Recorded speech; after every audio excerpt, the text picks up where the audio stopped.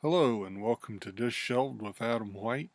Today I'm going to be talking about this book about Frank Frazetta and some books that he inspired with his covers.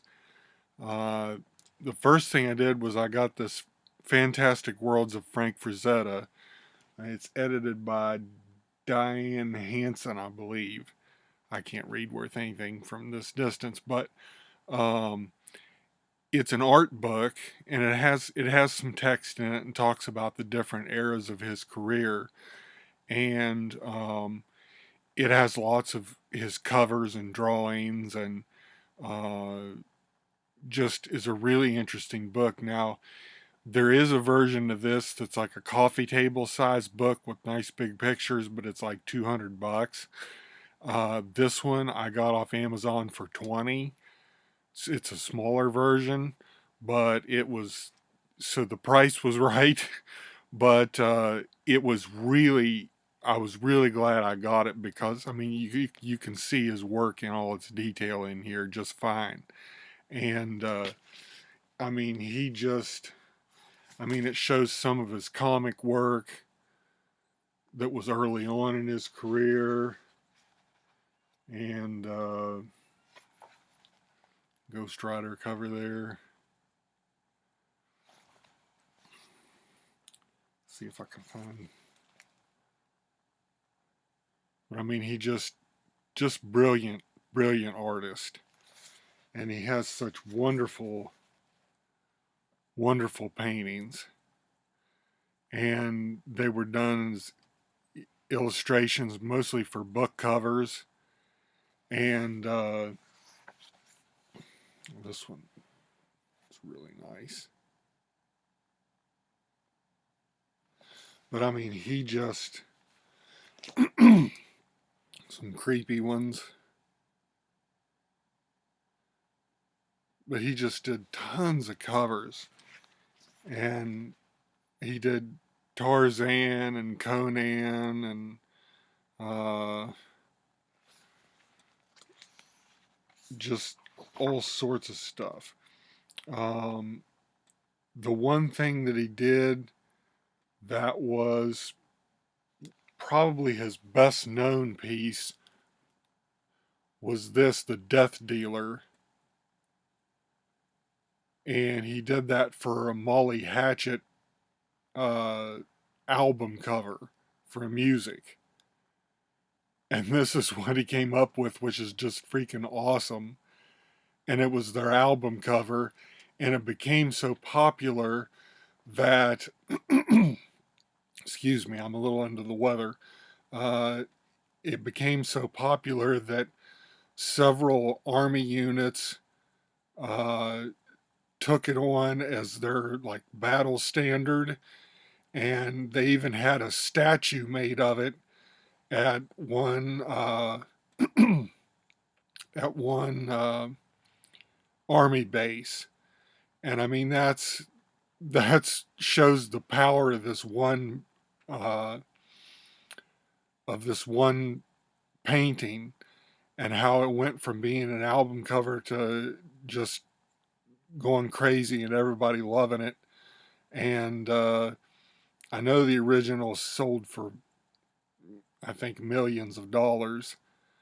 Um, but it was really good. And what happened was that um, after I read this, I picked out a couple of books um, that had covers in here, and I thought, well, I'll pick out a couple of the covers that I like, and um,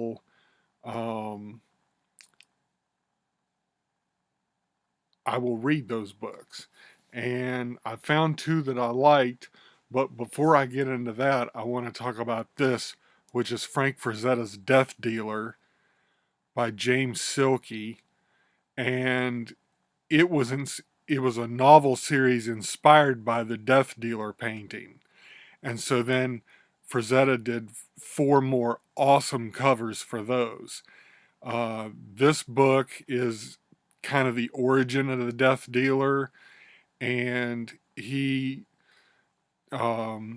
he's a guy that lives out on his own, doesn't really have anything to do with anyone, but he's extremely strong. And I mean, this guy could give Conan a run for his money.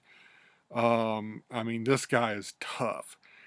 And he gets involved with this sort of like traveling acting troupe that he deals with the main guy that runs it and trades with him, mostly for alcohol and stuff like that. And these, um, it's hard to say who the barbarians are, but there's the people on his side of the world that are like farmers and clothes makers and stuff like that. And then there's this militaristic society that's going to invade. And he says he doesn't want anything to do with it, that it doesn't affect him. And anyway, he gets involved. I don't want to say too much about it, but he ends up getting involved, and the things he does are just incredible. It's a very funny, but I mean, in an action way. I mean, it's not ha ha funny, but it's just funny. Like, well, I can't believe he did that. Um, and I mean, there is a lot of violence. I will say that. So it may not be. It definitely wouldn't be for younger kids to read, but um, lots of violence, pillaging, raping. They don't focus on it. They just say that it happens. But I thought I'd mention it just in case. But it just is. I thought it was a really good book. I don't think. I think James Silky was probably new to writing because some of it just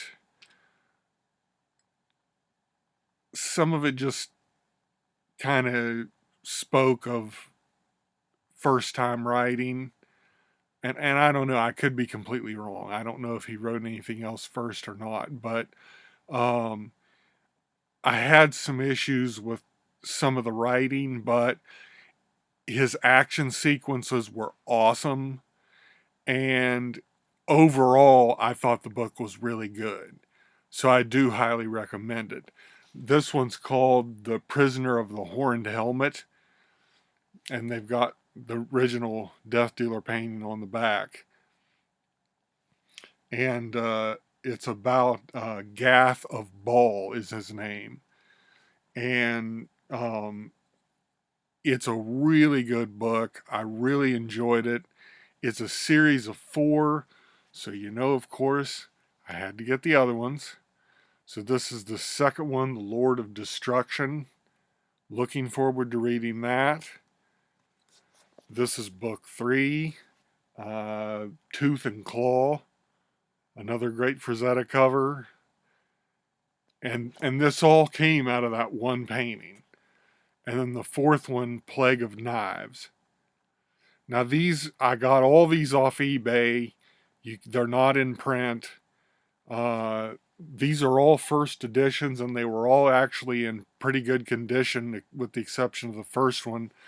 The cover was a little bent up, but there some of them are really expensive, and I just kept watching for deals and got them all for probably around $20 a piece. So I mean they're expensive, but I thought it was worth it. So but I definitely can't wait to get to the others. But the first one I did read, The Prisoner of the Horned Helmet, and it's a really good book. I really enjoyed it. I thought it was really fantastic. Um, then I found 2 other books on eBay that I got that uh, had covers by him, and there was this one, Phoenix Prime, which I honestly don't know why it's called Phoenix Prime. I'll be honest with you. I love the Frazetta cover, but it says the dream of being a Superman came true for Max Quest and immediately turned into a nightmare. He was not alone. There were others with extraordinary powers, and the last thing they wanted was another Superman on Earth, especially one working for good instead of evil. They couldn't kill him, but they could send him elsewhere. Elsewhere was the viciously hostile world of Kanar, where Max's powers didn't work and sorcery was more of a potent weapon than science, where shadows were as menacing as steel. Max Quest still had to save Earth from the corrupt threat of the others, but he found his destiny intricately linked with that of Kanar as well, and somewhere in space time was his lost love. So this book starts out awesome. It's about a guy who just discovers he has these psionic powers and he can like levitate and I assume fly, and he can turn himself into the Human Torch is who he compares himself to, and he has mind reading capabilities, and he just wakes up one day with these abilities. And he has a girlfriend, Fran, and anyway, there's these people called the Others that have powers like he does, except they all work for evil purposes, of course, and they don't want a good guy running around ruining their fun. So they do something to send uh, Fran's soul away to another planet, and they tell him the only way that he can save her is if he goes too, and he won't have his powers there. So there's a very short period in the front where he has his powers, and then he gets sent to essentially a lost world scenario that plays out pretty standard. And I'll say right now that I won't probably recommend this book. I mean, I did finish it, and it was somewhat entertaining, but it just I thought it could have been so much more because the beginning was so good. And I really enjoyed it a lot. And I thought, wow, this is going to be a really interesting science fiction novel about superpowers because you don't see a lot of those. So, I mean, it's almost like a, comic book crossed with a novel. And I thought that's really interesting. But then it became he was on this planet and had to kill these little creatures and eat them raw. And I will say there will be spoilers in this because I have to talk about a few things that I just can't avoid spoiling. And since I'm not really recommending it anyway, I can go ahead and kind of blow the ending. But anyway, he gets there to this planet to search for Fran, and then almost immediately stops looking for her and just lives in the desert for I don't know, I mean weeks or a month or something. And then he crosses a road. He finds a road, and it leads him across through mountains, and he finds some villagers. And so he kind of hooks up with these villagers, and they only like intermarry amongst their own groups, so they're kind of some of them are kind of inbred was the suggestion of this, and so they're always looking for new people to procreate with. And so they hook him up with this underage girl, and at first he's like, she's so young and I shouldn't do this. And then, well, he does it anyway, and several times, and forms kind of an attachment to this girl. And then they get attacked by barbarians, of course, and they get captured. And he keeps thinking about this girl that he's been with. I think her name was Bajra. Uh, and he's like, how can I get, she basically saves his life. She nurses him back to health after he'd been hit, taken a hard hit to the head. And she does all this stuff for him and sacrifices herself for him to be part of the barbarian leader's harem. And she does all this stuff for him, and he's like, oh, this is great. And then he finds this sorcerer type guy who has a doorway that leads somewhere else, and he immediately jumps through it to go somewhere else. And then you never hear of this girl again. And I was like, really? I said, that's been the focus of, like, a fourth of the novel, and he just completely abandons her after everything she did for him and what she supposedly meant to him, and he just abandons her. And that was my first real thought. I was like, this novel's kind of misogynist. Uh, it doesn't have a very high opinion of women, because all of them he talked about how they all got turned into the harem or to kitchen duty. And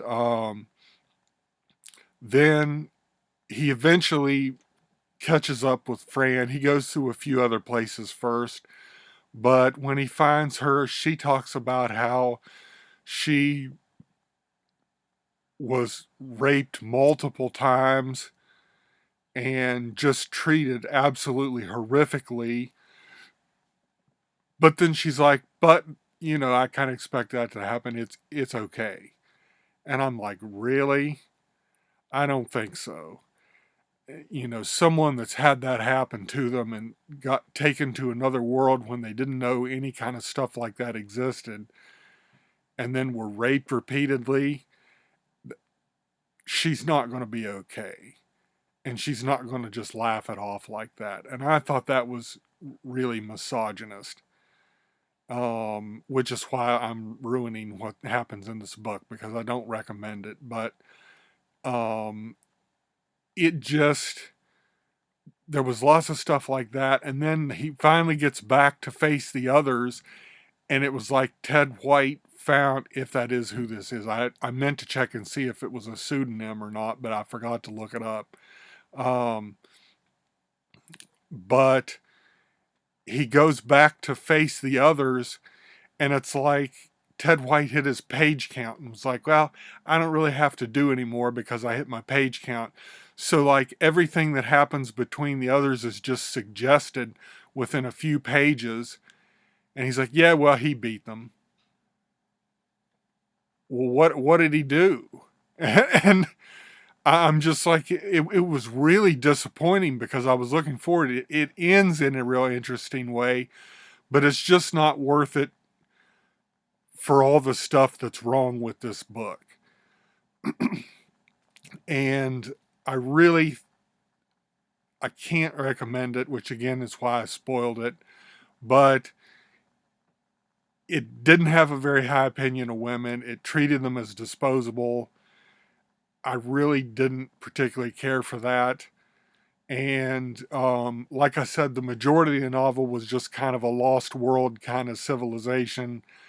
And it was like any other novel like that. So the promise of the beginning of it was really good, but then it just went nowhere. And then, like I said, it just kind of crapped out at the end. And that was it. And it just wasn't a very good ending at all. But that's all I'll say about that. There was one more I got, and it's called Danger Planet. And it says Introducing Captain Future at the top. I really like this cover a lot, which is why I got the book. I got all these books on eBay, other than the Frazetta art book. But this book was really good. But it's about Captain Future, and I'm going to talk about him in a future video. No pun intended. And so I'm going to leave it at that for this time. So thank you for hanging out with me. I hope that was enjoyable. I've went on a little bit too long, longer than I expected. but hopefully that gives you something to think about. I'd really recommend that Frazetta book. Like I said, you can get the small one for like $20 on Amazon, and it's really worth it for all the wonderful paintings and stuff that he has in there. So definitely check that out. If you can catch a good deal on those Death Dealer books, I highly recommend them. And thank you for hanging out with me this time, and I hope to see you sooner than later.